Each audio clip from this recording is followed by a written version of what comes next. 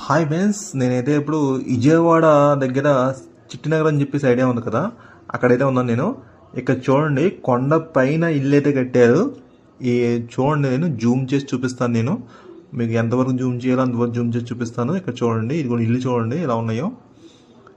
అదిగోండి, కొండ పైన అనమాట. కొండ పైన చూడండి ఎంత హైట్లో కట్టారు ఇల్లు. ఇది విజయవాడలో చిట్టినగర్లో అయితే ఇలా కనపడతాయి మనకి. ఇక్కడ చూస్తానికి చాలా అందంగా ఉంటాయి ఈ ప్లేసులు. మామూలుగా అయితే చాలా దూరం నుంచి తీస్తున్నాను నేను వీడియో. చూడండి, ఇవన్నీ ఇల్లే అనమాట. నేను ఎంత దూరం నుంచి తీస్తున్నానంటే అది కొంచెం చూడండి, అంత దూరం నుంచి తీస్తున్నాను. మొత్తం కొండపైనే ఉంటాయి ఇల్లు. నేను చూస్తాకైతే చాలా బాగుంటుంది ఈ ఏరియా. ఈసారి వెళ్ళినప్పుడు ఖచ్చితంగా నేను వీడియో తీసి చూపిస్తాను మీకు. ఓకేనా? నా వీడియో నచ్చితే కనుక లైక్ చేయండి, షేర్ చేయండి, సబ్స్క్రైబ్ చేయండి, సపోర్ట్ మటు కంపల్సరీ చేయండి. నెక్స్ట్ వీడియోలో మళ్ళీ కలుద్దాం. హాయ్ ఫ్రెండ్స్, నేనైతే ఇప్పుడు విజయవాడ దగ్గర చిట్టినగర్ అని చెప్పేసి ఐడియా ఉంది కదా, అక్కడైతే ఉన్నాను నేను. ఇక్కడ చూడండి, కొండ పైన ఇల్లు అయితే కట్టారు.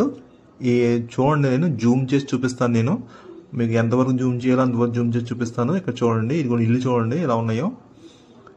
అదిగోండి, కొండ పైన అనమాట. కొండ పైన చూడండి ఎంత హైట్లో కట్టారు ఇల్లు. ఇది విజయవాడలో చిట్టినగర్లో అయితే ఇలా కనపడతాయి మనకి. ఇక్కడ చూస్తానికి చాలా అందంగా ఉంటాయి ఈ ప్లేసులు. మామూలుగా అయితే చాలా దూరం నుంచి తీస్తున్నాను నేను వీడియో. చూడండి, ఇవన్నీ ఇల్లే అనమాట. నేను ఎంత దూరం నుంచి తీస్తున్నానంటే అది కొంచెం చూడండి, అంత దూరం నుంచి తీస్తున్నాను.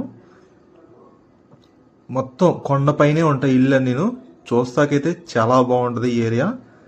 ఈసారి వెళ్ళినప్పుడు ఖచ్చితంగా నేను వీడియో తీసి చూపిస్తాను మీకు. ఓకేనా? నా వీడియో నచ్చితే కనుక లైక్ చేయండి, షేర్ చేయండి, సబ్స్క్రైబ్ చేయండి, సపోర్ట్ మటు కంపల్సరీ చేయండి. నెక్స్ట్ వీడియోలో మళ్ళీ కలుద్దాం.